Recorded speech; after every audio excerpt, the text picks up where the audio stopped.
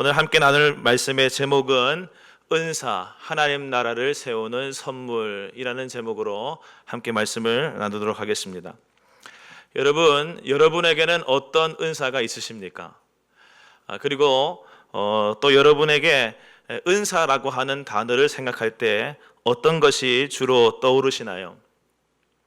한국교회가 한동안 이 은사에 대한 바람이 크게 불었던 적이 있었습니다. 은사 가운데 그리고 가장 강조되었던 것들이 방언이나 어떤 신비체험 같은 것이 강조된 적이 있었지요. 그래서 신앙생활 하면서 방언 못하면 영적으로 크게 결함이 있는 사람처럼 사람들이 눈을 흘겨보기도 했었습니다. 그래서 방언 훈련을 한답시고 의미 없는 같은 말만 지속적으로 빠르게 반복하게끔 시키는 일들도 있었습니다. 그러다 보니까 한국교회 성도들에게는 이 은사라고 하는 단어가 마치 우리가 흔히 보지 못하던 어떤 신비한 행동이나 능력, 다시 말해서 아주 비상식적이고 비일상적인 것을 가리키는 말로 인식되어진 경향이 있습니다. 자꾸만 은사를 일상적이지 아니한 어떤 신비적인 영역에만 갖다 두려고 하는 것입니다. 그런데 여러분, 은사가 그런 것이겠습니까? 여러분, 은사라고 하는 단어의 헬라어 원어는 카리스마라고 하는 단어입니다. 여러분, 카리스마가 무엇이냐? 오늘날도 우리는 카리스마라고 하는 단어를 사용하는데, 카리스마는 저처럼 앞에서 많은 사람들에게 대중 앞에서 누군가를 말을 할 때 대중을 매료시키고 설득하는 어떤 능력이 있으면 카리스마라고 합니다. 다시 말해서 다른 사람들에게 어떤 영향을 끼치거나 어떤 영향을 끼치는 힘이나 자질, 이런 것들을 가리키는 것이 카리스마인 것입니다. 그래서 쉽게 말하면 카리스마라고 할 때 우리는 영향력이라고 하는 단어를 생각할 수가 있습니다. 그래서 사람들이 저 사람 카리스마 있다라고 할 때 그 말의 속뜻은 그 사람에게는 묘한 설득력이 있어. 그래서 그 사람의 말과 행동에서 내가 영향을 받았어 라고 할 때 그 사람 카리스마 있다, 우리는 말하는 것입니다. 그런데 이 카리스마의 동사적인 형태인 카리조마이라고 하는 단어가 있습니다. 카리조마이. 이 카리조마이는 영향력이라고 하는 단어 속에서도 더 특별히 누군가에게 선물을 준다라고 하는 어떤 행동의 의미가 있습니다. 그래서 카리스마라고 하는 단어가 카리조마이와 연결되어 있으면 신적인 존재로부터 어떤 특수한 능력을 선물로 받았다라고 하는 의미가 있는 것이죠. 그래서 하나님이 주신 선물을 카리스마라고 부르는 것입니다. 특별히 헬라어 이 카리스마는 우리가 생각했을 때는 1세기 그리스도인들이 많이 사용했었던 단어인 것처럼 느껴지지만 실제로는 신약 성경에 쓰여질 당시에는 그 당시 사회에서 자주 쓰이던 단어는 아니었었습니다. 말은 있지만 잘 쓰는 단어는 아니라는 것이죠. 보통은 무엇을 많이 썼냐 하면 달란트라고 하는 단어를 많이 썼습니다. 그래서 1세기 문헌들을 살펴보게 되면 성경을 제외한 다른 문서들에서는 카리스마라고 하는 단어가 거의 등장하지를 않습니다. 그리고 성경 속에서도 특별히 바울 서신에 많이 등장하는 단어가 카리스마입니다. 여러분, 바울은 왜 이 단어를 그렇게 많이 쓴 것이겠습니까? 여러분, 바울 서신들 가운데서도 유독 한 장, 은사, 이 카리스마라고 하는 단어를 제일 많이 쓰고 있는 장이 있습니다. 그것이 바로 오늘 우리가 길게 읽었었던 고린도전서 12장 말씀입니다. 그래서 고린도전서 12장을 사람들이 뭐라고 부르느냐? 은사장이다, 이렇게 부르는 것입니다. 여러분, 오늘 성경은 이 성경이 쓰여질 당시 사회에서도 잘 사용하지 않던 독특한 단어인 카리스마, 은사라는 단어를 통하여서 오늘 우리에게 무엇을 말해주고 있는 것일까요? 먼저 1절에서 3절 말씀을 함께 보도록 하겠습니다. 형제들아, 신령한 것에 대하여 나는 너희가 알지 못하기를 원하지 아니하노니 너희도 알거니와 너희가 이방인으로 있을 때에 말 못하는 우상에게로 끄는 그대로 끌려갔느니라. 그러므로 내가 너희에게 알리노니 하나님의 영으로 말하는 자는 누구든지 예수를 저주할 자라 하지 아니하고 또 성령으로 아니하고는 누구든지 예수를 주시라 할 수 없느니라. 아멘. 1절의 말씀이 이렇게 시작됩니다. 형제들아 신령한 것에 대하여 라고 했습니다. 여기 신령한 것이라고 하는 말은 원어로 푸뉴마티코스 카리스마입니다. 푸뉴마티코스 카리스마. 다시 말해서 성령에 의한 카리스마라는 말입니다. 신령하고도 성령께서 하시는 카리스마, 신령한 은사, 이런 뜻입니다. 이것에 대하여 너희가 여러분이 모르고 지내는 것을 내가 바라지 않는다. 꼭 잘 알기를 바란다. 이런 말인 것이죠. 그러면서 이어진 말씀을 보게 되면 예수 믿기 전에, 우리가 성령 받기 전에 어떤 존재였는지를 말하면서 말 못하는 우상에게 이끌려 그 우상이 이끄는 대로 이리저리 끌려다니던 존재가 너희였다. 이렇게 지적해주고 있습니다. 그러면서 너희가 이제는 예수를 믿어 성령을 받았고 거룩한 주의 백성이 되었는데 그러한 너희가 이제는 예수를 저주하지 아니하고 주님으로 고백하게 되었다라고 하는 것이죠. 여러분, 이 말씀이 말하고자 하는 바가 무엇이겠습니까?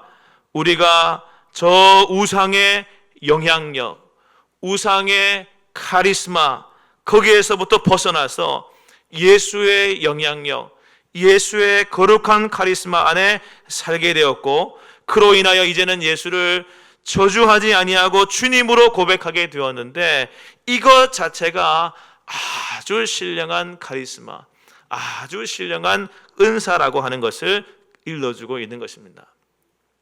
사랑하는 여러분, 그렇습니다. 저와 여러분은 저 악한 세상의 영향력에서 벗어나 하나님의 크신 선물로 구원을 덧입었습니다. 예수 그리스도를 받은 것입니다. 그래서 그분을 믿고 의지하고 영접함으로 그분의 영향권 아래 사는 자가 되었습니다. 그분을 삶의 주인으로 모시는 자 되었습니다. 여러분, 이것 자체가 이미 우리가 받은 수많은 은사 가운데 가장 신령한 은사라고 성경은 말해주고 있는 것입니다. 사랑하는 여러분, 구원의 은혜가 어떻습니까? 우리가 노력한다고, 힘쓴다고, 애써 쟁취하려고 한다고 해서 받을 수 있는 것이겠습니까? 절대 그럴 수 없습니다. 예수 그리스도께서 그저 값없이, 대가 없이 우리에게 주셔야지만, 선물로 주셔야지만 받을 수 있는 것이 구원의 은혜인 것입니다. 따라서 우리는 그 신령한 은사에 의하여 우리는 감사할 수밖에 없는 것입니다. 예수님도 말씀하셨습니다. 마태복음 16장 16절 이하의 말씀을 보게 되면 주는 그리스도시요 살아계신 하나님의 아들이시니이다 베드로가 말할 때에 예수님께서 답변으로 말씀하시길 바요나 시모나 내가 복이 있도다 이를 내게 알게 하니는 혈육이 아니요 하늘에 계신 내 아버지시니라 하셨습니다. 그렇습니다. 이 모든 것, 베드로가 그렇게 고백한 것까지도 예수님 당시에 모든 사람들이 로마 황제를 향하여 퀴리오스 주라고 말할 때에 베드로가 예수님이 퀴리오스 주님이십니다 라고 불렀던 그것 또한 상식적으로 베드로의 생각과 마음속에서 일어날 수 있는 것이 아니라, 스스로 한 것이 아니라 하나님께서 카리스마, 즉 은혜와 은사를 그에게 부어주셔서 고백하게 하신 것이다 라고 하는 것입니다. 사랑하는 여러분, 오늘 뒤에 말씀 많은 말씀들이 있지만 여러분 이거 한 가지만 기억해도 여러분 오늘 성공한 거예요. 예배 성공한 것입니다. 뭐냐? 여러분, 예수 그리스도를 여러분이 주라 고백하십니까? 그분의 영향권 안에 살고 계십니까? 그렇다고 한다면 우리 모두는 다 은사받은 은사자들이라는 사실입니다. 여러분, 이 사실을 항상 믿음으로 고백하시는 여러분 다 되시기를 주님의 이름으로 간절히 축원합니다. 이어서 성경은 말하기를 4절에서 7절 말씀에 은사는 여러 가지나 성령은 같고 직분은 여러 가지나 주는 같으며 또 사역은 여러 가지나 모든 것을 모든 사람 가운데 이루시는 하나님은 같으니 각 사람에게 성령을 나타내심은 유익하게 하려 하심이라 하였습니다. 여러분, 성경이 이어서 말하고 있는 바가 무엇입니까? 가장 신령한 은사인 예수 그리스도를 나의 주라고 시인하고 고백하는 것, 그것이 가장 좋은 은사이지만 하나님께서 나에게 그러한 은사 주실 때에 함께 주신 다양한 은사들이 있다라는 것이죠. 우리가 예수님을 구주로 영접할 그때에 하나님은 아주 많고 다양한 은사들을 각 사람에게 나누어 주셨다라는 것입니다. 그런데 중요한 것은 이러한 은사의 종류가 여러 가지이지만 주신 분은 한 분으로 똑같고, 또한 그 은사로 섬기는 직분은 다양하게 우리 가운데 나타나지만 그 주님이 같으심을 놓치지 말아야 한다. 그리고 직분으로 섬기는 사역의 종류는 여러 가지일지라도 그 모든 것을 이루시는 분은 하나님으로 한 분 동일하다라는 사실을 기억하라는 것이죠. 그래서 오늘 이 말씀을 통하여 우리가 기억해야 할 그것은 총 4가지가 있는데, 첫 번째는 이것입니다. 예수 그리스도를 주라 시인하고 헛된 우상의 영향권에서 벗어나서 예수 그리스도의 영향권 아래 우리가 사는 것, 그것 큰 은사지만 하나님께서는 그것 외에도 더 많은 선물들을 우리에게 주고 계신다라고 하는 것입니다. 두 번째는 그러한 여러 선물과 같은 은사들이 내게서 드러나고 발현된다고 해서 그것이 나의 어떠한 능력인 것처럼 착각해서는 절대로 안 된다는 것이죠. 왜냐하면 주신 분이 한 분이시고 우리는 선물로 받은 것이기 때문에 그렇습니다. 또 세 번째, 그렇기 때문에 나의 받은 은사와 다른 사람이 받은 은사를 비교하여서 그의 은사는 크고 나의 은사는 작고 그의 은사는 좋고 나의 은사는 볼품이 없다라고 비교하지도 말아야 한다는 것입니다. 이것이 오늘 말씀이 말하고 있는 것이죠. 그리고 네 번째, 너무 중요한 것이 하나 더 있습니다. 7절 말씀인데 제가 다시 읽어드리겠습니다. 각 사람에게 성령을 나타내심은 유익하게 하려 하심이라. 아멘. 여기 7절 말씀은 새번역이라고 하는 번역 성경이 더 잘 번역한 것 같습니다. 새번역 성경을 제가 읽어드리면 각 사람에게 성령을 나타내 주시는 것은 공동 이익을 위한 것입니다 라고 되어 있습니다. 오늘 개역 개정 성경에는 이 유익하게 하려 하심이라 되어 있지만 이 말을 정확하게 풀면 공동 이익을 위한 것이다 라고 하는 표현인 것이죠. 그렇습니다. 하나님께서 우리에게 각 사람에게 모든 은사를 주시는 것은 공동의 이익, 즉 예수 그리스도를 머리로 하는 몸된 공동체의 유익을 위하여서 각자에게 필요에 따라 하나님께서 적절하게 분배해 주신 것이다 라는 것입니다. 여러분, 여기서 우리는 굉장히 중요한 것 한 가지를 깨닫습니다.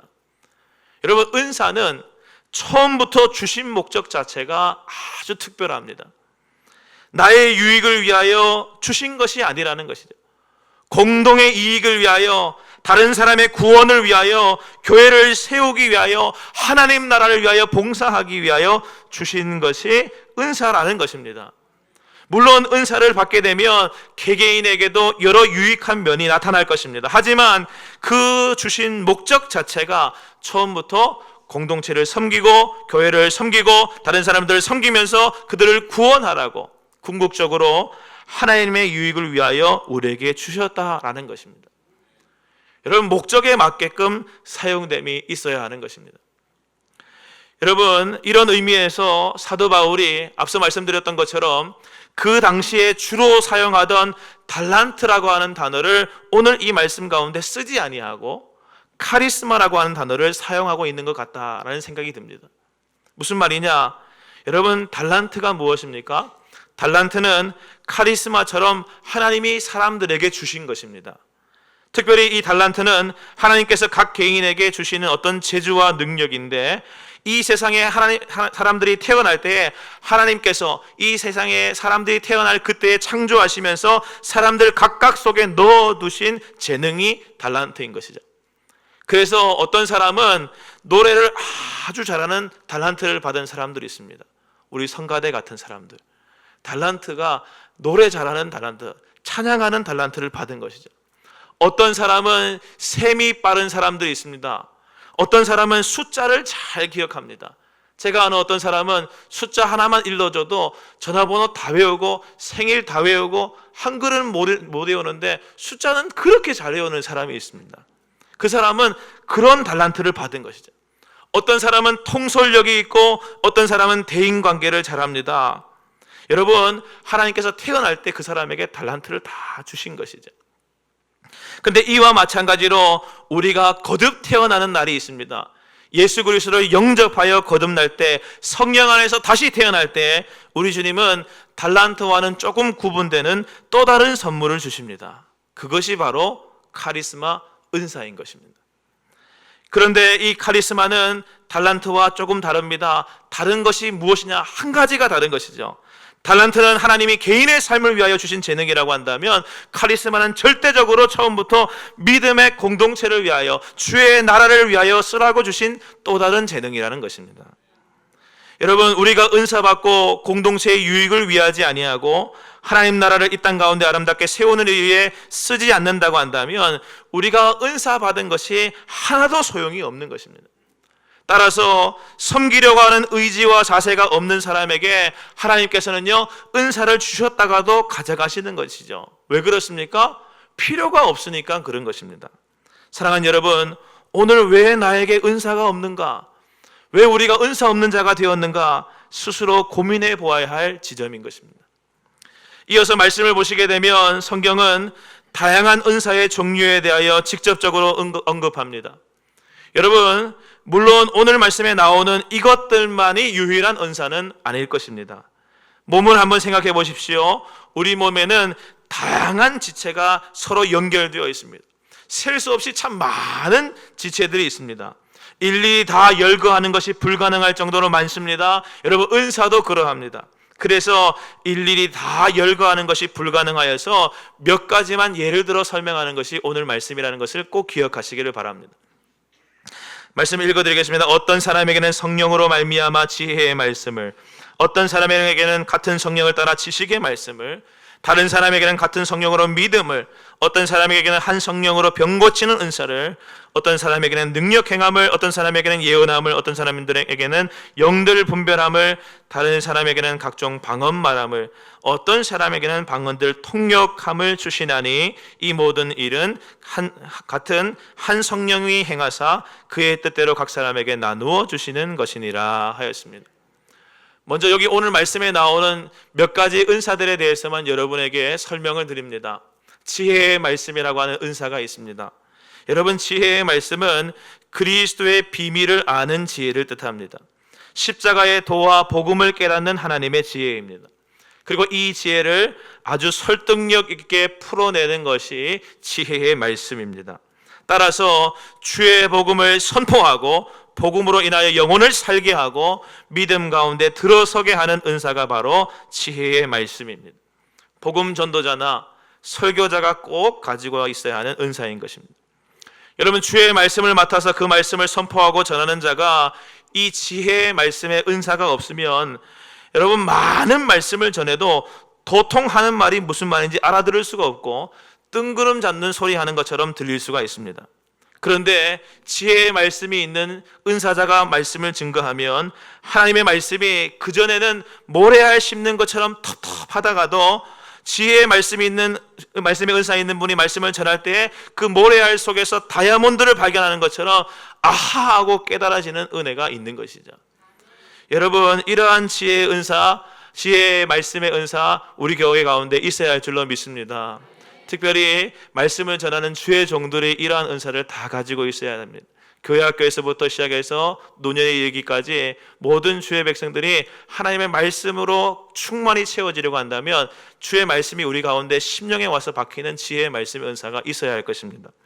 이어서 지식의 말씀이라고 했습니다. 이 지식은 지혜와 구별되는 지식을 말합니다. 특별히 이 지식이라고 하는 것은 성경을 잘 풀어서 가르치는 은사입니다.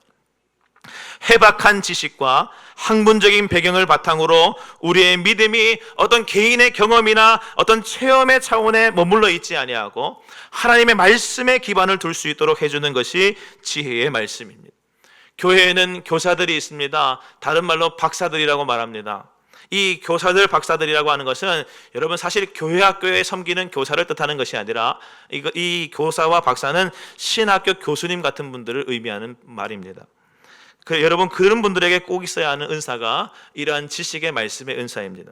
특별히 또한 교회 학교에서 아이들에게 말씀을 가르치고 양육하는 분들, 또 목장에서 목원들과 말씀을 나누면서 하나님의 말씀을 가르칠 때에 그들에게 있으면 참 좋은 은사가 바로 이러한 지식의 은사입니다. 체계적이고 조직적으로 하나님 말씀인 성경을 풀어서 가르치고 해석하는 능력이 바로 지식의 말씀인 것입니다. 또한 믿음이라고 하는 은사가 있습니다. 여기서 말하는 믿음이란 구원 얻는 믿음, 이신칭의의 믿음, 그것을 가리키는 것이 아니라 오늘 이 믿음의 은사는 믿을 만한 능력을 말하는 거죠. 믿을 만한 능력. 다른 말로 해서 신실함과 충성됨을 뜻하는 표현입니다. 여러분, 그 사람 정말 믿을 만한 사람이다 라고 불리울 때 그 사람에게는 이 믿음의 은사가 있는 것입니다. 다른 사람들은 믿지 못하지만 그 사람만 보면 믿을 수 있습니다. 그것은 신실과 충성의 은사인 믿음이 그 사람에게 있기 때문인 것이죠. 여러분, 우리 교회 모든 성도들은 다 믿음의 은사를 사모하시기를 주님의 이름으로 간절히 축원합니다. 왜냐하면 여러분, 직분자들이 믿을만 하지 못하면 어떻겠습니까? 사역을 맡길 수가 없기 때문입니다. 우리 모두는 직분자인데 무엇보다 믿을 만한 직분자가 되어야 할 줄로 믿습니다. 다음은 병 고치는 은사라고 했습니다. 이 병이라고 하는 것이 육체적인 병만을 고치는 것을 의미하는 것이 아닙니다.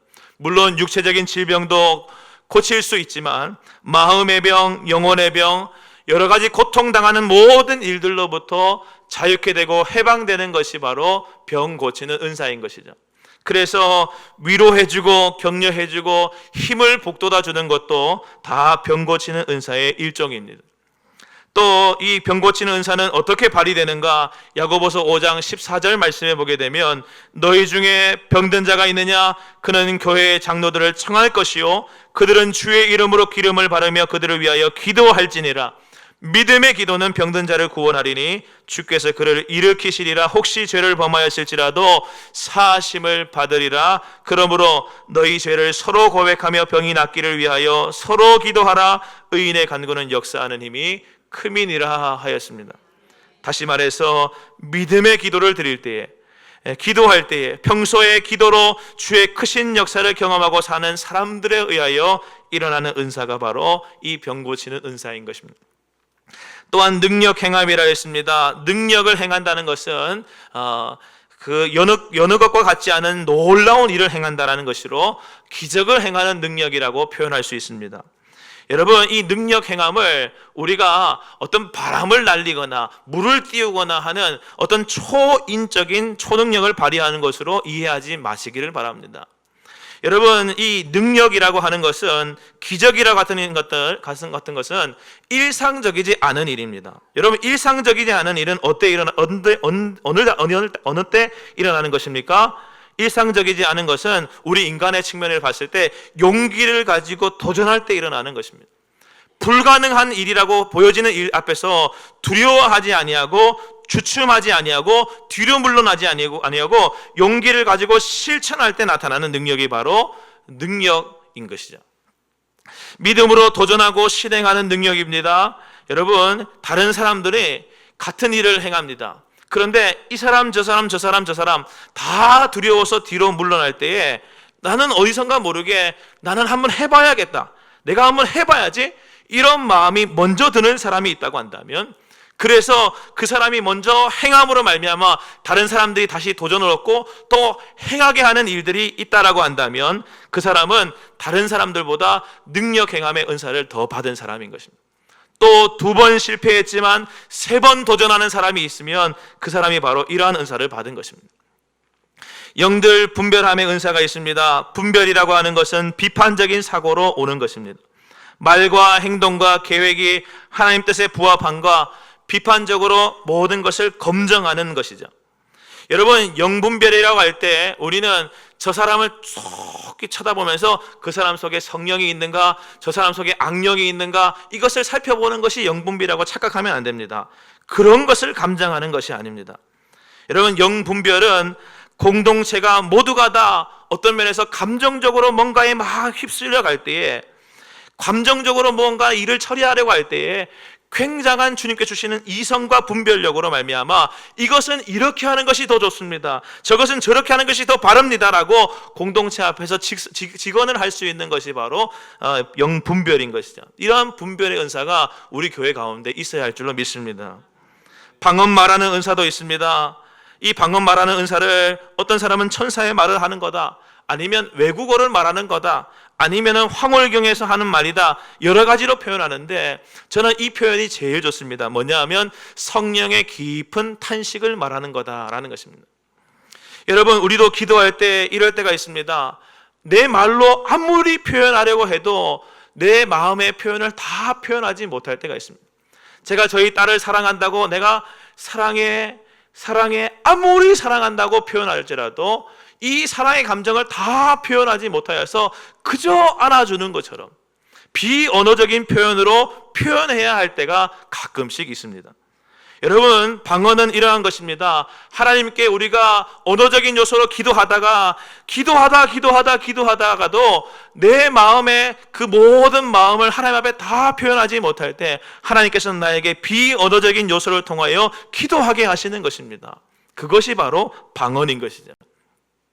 통역도 마찬가지입니다. 방언을 내가 하고 있으면 여러분, 성령의 깊은 탄식이 내 안에 느껴지게 되죠. 그러나 내 지식과 머리로는 그 뜻이 무엇인지 알 수가 없습니다. 하나님 편에서의 깊은 탄식이기 때문에 나에게는 그것이 느껴지지 않는 것이죠. 공동체에 그만큼 유익이 반감될 수가 있습니다. 그래서 하나님께서는 그 깊은 탄식을 우리에게 있는 그대로 느끼게 해주고 깨닫게 해주는 것이 있는데 그것이 통역인 것입니다. 그래서 여러분, 방언을 처음 말하시는 분들은 모르겠지만 많이 하시던 분들은 그 방언이 점점 하다 보면 하나님이 어떤 마음으로 지금 깊이 탄식하고 계시는지를 알게 되어지게 됩니다. 그것이 바로 통역이라고 하는 은사인 것입니다. 사랑하는 여러분, 처음부터 말씀드렸지만 이 은사만 은사가 아닙니다. 처음부터 말씀드렸지만 은사는 아주 다양합니다. 이것만 은사라고 생각하면 안 됩니다. 다양한 모습으로 우리에게 나타나서 우리에게서 역사되어질 것입니다. 왜냐하면 성령께서는 그 뜻대로 각 사람에게 나누어 주시는 것이고, 또한 이러한 은사들이 여럿이 나타나야지 한 몸을 이루고 있는 지체가 더 아름답게 세워질 수 있는 것이기 때문에 그렇습니다. 여러분, 생각해 보십시오. 지혜의 말씀이라고 하는 은사가 좋아 보입니다. 그래서 나도 지혜의 말씀, 너도 지혜의 말씀, 우리 다 지혜의 말씀, 그러면 우리는 교회를 여러 세워야 됩니다. 목회자가 꽤 많은 것과 똑같은 거죠. 지혜의 말씀이 있는 은사가 있는 사람이 여기서 말씀도 못 전하고 앉아만 있으면 그 사람이 어떻게 그 은사를 사용할 수가 있겠습니까? 여러분, 그렇습니다. 머리가 하나인데 다리가 없고 팔만 많으면 어떻습니까? 그것은 괴물인 것이죠. 여러분, 앞으로 나아갈 수가 없습니다. 또한 은사는 높고 낮음이 없습니다. 어느 것이 더 좋고 어느 것이 하등하다 말할 수 없습니다. 교회 공동체 안에 다 있어야 하는 것입니다. 따라서 내게 있는 은사를 자랑할 것도 없고 내게 없는 은사를 바랄 것도 없습니다. 교만할 필요도 없고 보잘것없다고 고개 숙일 필요도 없는 것입니다. 그래서 오늘 말씀은 뭐라고 말하냐면 22절 말씀에 더 약하게 보이는 몸의 지체가 도리어 요긴하다 하였습니다. 여러분, 발바닥을 한번 생각해 보시기를 바랍니다. 가장 더러운 것에서 가장 험하게 사용하는 것이 발바닥입니다. 그래서 늘 때가 묻어 있고 굳은 살도 많습니다. 아무도 알아주지 않는 자리입니다. 보기에 흉합니다. 그런데 발바닥이 거기 없으면 우리는 어떻게 됩니까? 서 있을 수가 없는 것이죠. 제 부족한 거 하나 말씀드리려고 합니다. 저는 발가락 무좀이 있습니다. 군대 갔다가 선임이 주는 신발을 제가 얻어 신었는데 무좀이 제 발가락으로 옮겨왔습니다. 그래서 다른 발가락은 다 없는데 왼쪽 발가락, 엄지발가락에만 무좀이 하나 있어가지고 이걸 내가 뽑아버리겠다 그래가지고 열심히 깎고 뽑아가지고 뜯어낸 적이 있습니다. 20대 중반에. 이렇게 하면은 깨끗해질 줄 알고 열심히 깎아내는데 여러분, 참 희한한 게 발톱 하나 없으니까 걷지를 못해요.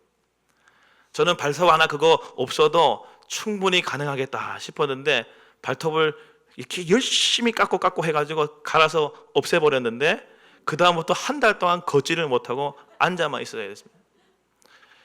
별 보잘것 없는 것 같은 무좀 걸린 발톱도 있어야지 몸이 좋은 겁니다. 사랑하는 여러분, 가장 볼품없는 그것이 우리의 몸의 지체에 더 요긴하게 쓰일 때가 많다 하였습니다. 우리 교회 가운데 가장 볼품없어 보이는 그 한 사람도 하나님께서는 우리 교회 공동체가 아름답게 서가게 하기 위하여 하나님께서 그 자리에 거기 주신 것이라는 것을 우리는 꼭 기억해야 할 줄로 믿습니다. 마지막으로 오늘 말씀은 31절에서 이렇게 말합니다. 너희가 더욱 큰 은사를 사모하라. 내가 또한 가장 좋은 길을 너희에게 보이리라 하였습니다. 30절 말씀까지 쭉 읽어오다가 31절로 들어서면 우리는 어떤 깊은 배신감을 느끼게 됩니다. 지금까지 은사에 대하여 이러저러한 것이 있다, 다양한 은사를 소개하는 것을 읽었는데 갑자기 이 모든 것을 부정하는 듯한 표현을 읽는 것이죠. 더 큰 은사가 있다라고 하니까 지금까지의 모든 은사가 별것 아닌 것처럼 느껴진다는 것입니다. 그럼에도 성경은 우리에게 강력하게 말합니다. 모든 은사들 중에서 더욱 큰 은사, 이 은사가 제일이야 라고 불릴 만한 은사가 있는데 너희는 그것을 알아라, 그것을 사모하라, 그리고 내가 이 가장 좋은 길을 너희에게 보이리라 하였습니다. 그리고 말씀하시는 것이 무엇입니까? 고린도전서 13장 말씀 전체입니다. 고린도전서 13장이 무슨 말씀입니까? 사랑장인 것입니다. 그런즉 믿음, 소망, 사랑 이 세 가지는 항상 있을 것인데 그 중에 제일은 사랑이라 하였습니다. 여러분, 사랑이 제일 큰 은사라는 것이죠. 여러분, 특별히 사랑은 길의 은사입니다. 길, 모든 것을 하나 되게 하고 이어지게 하는 은사인 것이죠. 여러분, 우리 몸에는 피가 있습니다. 피가 여기저기 다 흘러서 모든 기관이 살아있게 만드는 것처럼 마치 사랑은 그와 같은 것입니다. 예수님께서 우리에게 흘려주신 보혈과도 같은 것이고 그 사랑은 모든 지체를 살리는 것이고 서로 연결되어 있게 하는 은사인 것입니다. 그래서 너희는 더욱 큰 은사, 이 사랑을 사모하라고 말하고 있는 것입니다. 여러분, 베드로전서 4장 8절 말씀에 사랑은 허다한 죄를 덮느니라 라고 했습니다. 사랑은 이처럼 인간의 죄도 덮을 수 있고 다른 사람을 위하여 목숨을 버리는 것까지도 할 수 있는 강력한 은사인 것입니다. 여러분, 사랑이 없이는 말도 아무 소용 없습니다. 돈도 아무 효과 없습니다. 그 어떤 것도 무효할 뿐입니다. 사랑이 없으면 그 어떤 좋아 보이는 은사도 아무것도 아닙니다. 제가 여기 지혜의 말씀을 가지고 여러분에게 아무리 선포한다 할지라도 여러분을 향한 사랑이 없이 증거하면 여러분에게 아무런 도움이 되지 않는다는 것이죠. 여러분, 모든 은사는 은사로서의 기능을 하게 하는 것이 있는데 그것이 바로 사랑이라고 하는 것입니다. 따라서 우리는 무엇보다 이 사랑의 은사를 사용하고 또한 발휘해야 할 줄로 믿습니다.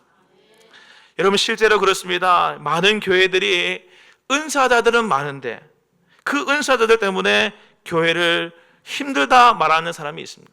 여러분, 은사자라고 하는 것은요, 어떤 특별한 은사자라기보다 여러분 여기 4절, 5절, 6절에 보게 되면 은사, 직분, 사역을 같은 말에 쓰고 있습니다. 다시 말해서 우리가 은사 있다라고 하는 것은요, 여러분이 직분을 받았다는 것과 같은 것이고 여러분이 우리 모두가 무엇은 사역을 한다는 것과 같은 뜻입니다. 여러분, 많은 교회들이 왜 은사자 때문에 교회가 힘들어하고 어렵다 생각하고 시끄럽다고 말합니까? 사랑이 그 속에 없기 때문에 그렇습니다. 은사는 절대적으로 나의 만족을 위해 사용하는 것이 아니었기 때문에 이 사랑이라고 하는 길이 없으면 사용되지를 못하는 것입니다. 그래서 사랑이 무엇보다 필요한 것입니다. 공생애를 사셨던 예수님은 이 땅에 구세주로 오셨습니다. 할 일 참 많으셨습니다. 식사할 시간도 없이 사람들을 만나시고 그런데 무리도 돌보시고 하셨습니다. 그럼에도 불구하고 그 많은 해야 할 일이 많이 있음에도 불구하고 우리 주님께서는 자신을 향하여 몰려오는 인파를 한 번도 밀치시지 않으시고 찾아오는 사람 귀찮다 말하지 않으시고 거절하지 않으셨습니다. 예수님을 해하려고 하는 바리새인들마저도 주님께서는 상종할 수 없는 사람으로 여기지 아니하시고 그들의 의도가 어떻든 간에 그들에게 가능하면 하나님 나라 복음과 하나님의 뜻을 전하려고 그렇게도 부단히 애쓰셨던 분이 우리 주 예수님이라는 것이죠. 여러분, 이것은 인간을 향한 우리 주님의 사랑이 얼마나 큰지를 보여주는 모습입니다. 사랑하는 여러분, 주의 사랑으로 선택받은 우리는 어떠해야겠습니까? 교회로 우리를 불러주신 주님을 생각할 때 우리는 어떠해야겠습니까? 주님과 같이 사랑으로 다른 사람들을 대함으로 그 사랑의 길을 통하여서 은사되게 하는 자 되어야 할 줄로 믿습니다. 그때 주님께서 우리에게 말씀하시길 지극히 충성된 종이라 칭찬하시는 영광이 우리 가운데 있을 줄로 믿습니다. 이제 말씀을 정리하고 마치겠습니다. 작년에 소천하신 고 이호령 교수님이라고 한 분이 있는데, 그분이 쓴 책에 아들이여 이 산아들이라고 하는 책이 있습니다. 거기에 나오는 어떤 이야기 하나를 여러분에게 말씀드리겠습니다. 옛날 어느 시골에 수염을 길게 가꾸고 사시는 할아버지 한 분이 계셨답니다. 그런데 그 동네에 꼬마 아이 하나가 이 할아버지를 볼 때마다 이 수염이 너무너무 궁금한 것입니다. 그래서 어느 날 기회가 되어서 할아버지를 만나자마자 물었습니다. 할아버지는 밤에 주무실 때 이 긴 수염을 이불 속에 넣고 주무세요? 이불 속에 빼고 주무세요? 이불 밖에 빼고 주무세요? 이렇게 묻더라는 것입니다. 그러니까 이 할아버지가 하는 말이 얘야 미안하다. 내가 생각해 보니까 한 번 또 내가 안에 넣고 자는지 밖에 빼고 자는지 내가 생각이 안 난다. 오늘 하룻밤만 자보고 대답할게. 그리고 난 다음에 그날 밤에 주무셨답니다. 자면서 내가 어떻게 자지? 하면서 생각해 보았는데, 그런데 이게 참 어떻게 되는지, 그전에는 잠을 그렇게 잘 잤는데 그날 밤에는 잠이 오지를 않는 것입니다. 수염을 이불 속에 넣으니까 어떻습니까? 너무 답답하고, 끄잡아내니까 너무 쓸쓸하고, 그래서 밤새도록 그 수염 붙들고 넣었다 뺐다 하면서 밤을 지새웠다는 것이죠. 그러면서 30년 동안 달고 다닌 수염이었지만 이 수염이 어디 있어야 하는지, 이불 밖에 있어야 하는지 이불 안에 있어야 하는지 그것 모르고 지내왔다는 것이죠. 그래서 아이한테 지난밤 자봐도 모르겠더라 이렇게 얘기했다는 것이죠. 여러분, 저는 이 이야기를 들었을 때 오늘 우리에게도 꼭 같이 느껴졌습니다. 무슨 말이냐? 30년 동안 내 몸에 달고 다닌 수염이 이불 속에 있어야 될지 이불 밖에 있어야 할지 전혀 모르고 지내는 것처럼, 우리가 예수 믿을 때부터, 오래전부터 예수 믿어서 성령 받고 살아가는 그때부터 성령께서 나에게 주신 수만 가지 은사가 있음에도 불구하고 그 은사를 내가 이렇게 사용해야 될지 저렇게 사용해야 될지, 이렇게 사용하는 것이 주님 기쁘게 할지 저렇게 사용하는 것이 주님 더 기쁘게 할지 전혀 그거 알지 못한 채 그냥 그렇게 섞여두고 살고 있지는 않았는가라는 것입니다. 여러분, 은사는 처음부터 하나님께서 우리에게 말씀하시기를 공동체를 세우기 위하여, 하나님 나라를 세우기 위하여, 오늘 말씀의 제목처럼 하나님 나라를 세우는 선물로 우리에게 나눠주신 것들이었는데, 그 은사가 내게 있음을 알면서도 무작정 그 은사를 어떻게 사용할지를 몰라서 그렇게 은사 발휘하지 못하고 살아가는 우리의 모습이 우리 속에 있지는 않는가, 오늘 이 말씀이 말해주고 있습니다. 사랑하는 여러분, 오늘 하나님께서 우리에게 주신 은사들을 우리 모두가 발견할 수 있게 되기를 바랍니다. 그래서 주의 나라를 위하여서, 주의 교회를 세우는 일을 위하여서 내 가진 그 은사를 가지고 하나라도, 작은 것이라도, 보잘것없어 보이는 일이랄지라도 우리는 그 볼품없는 은사를 가지라고도 우리는 사용하는 자가 되어야 할 것입니다. 그냥 교회 왔다 갔다 하는 사람은 그 은사를 사용하지 않는 것입니다. 마당만 밟고 지나가면 그 은사는 자꾸 작아지는 것이죠. 하나님께서 내게 주신 은사를 가지고 내가 주의 나라를 어떻게 세워가야 할까 깊이 고민하시고 주님 앞에서 결단하고 다짐하시는 이 날이 될 수 있게 되기를 주님 이름 간절히 축원합니다. 아멘. 기도하겠습니다. 하나님 아버지, 감사합니다. 우리를 십자가의 구속의 은혜로 구원해 주신 것도 감사한데, 성령을 우리에게 주셔서 우리 모두가 은사받은 은사자 되게 하시니 참으로 감사함을 드립니다. 주님, 우리에게 주신 은사 숨겨두고 감추어두지 않게 하여 주시고 잘 사용하여서 주의 몸된 교회와 하나님 나라를 세워가는 저희들 될 수 있게 하여 주시옵소서. 무엇보다 가장 좋고 큰 은사인 사랑의 은사를 사모하게 하셔서 우리 모두가 예수 그리스도의 그 사랑 가운데에서 은사자들이 서로 하나 되어 연합하게 하여 주시옵시고, 머리 대신 예수님을 아름답게 섬겨 나아가는 각 몸의 지체들 다 되게 하여 주시옵소서. 오늘도 충만한 은혜와 은사로 우리 가운데 함께 하시는 주님께 감사를 드리며 예수 그리스도 이름으로 간절히 기도하옵나이다. 아멘.